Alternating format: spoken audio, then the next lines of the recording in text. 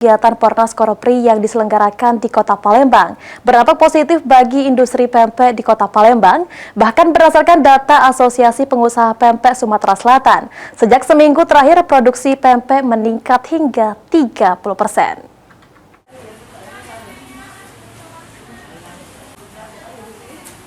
Gelaran Pornas Koropri tahun 2025 di Kota Palembang membawa angin segar bagi industri pempek.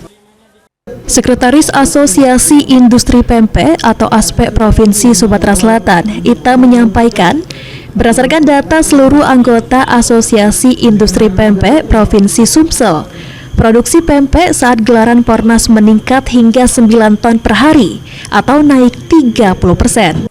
Dari produksi rata-rata sebelum Pornas Koropri yang di angka 7 ton per hari, peningkatan tersebut dipicu tingginya minat kontingen dari daerah peserta Koropri untuk menjadikan pempek sebagai buah tangan saat pulang ke daerah masing-masing.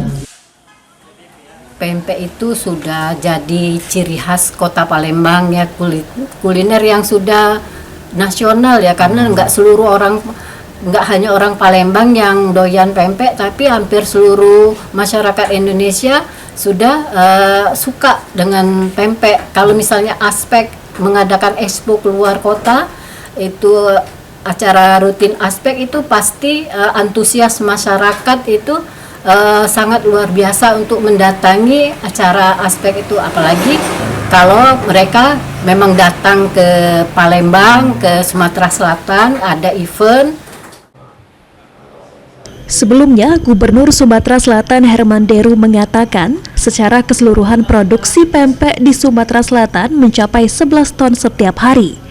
Namun dengan adanya kegiatan Pornas ke-17 Koropri 2025, produksi pempek di Sumatera Selatan meningkat hingga 2 kali lipat. Pempek di Sumatera Selatan ini kan satu hari 11 ton. Satu hari 11 ton, 4 ton dikonsumsi Palembang, tanya sama Bapak. Jadi kampung dia.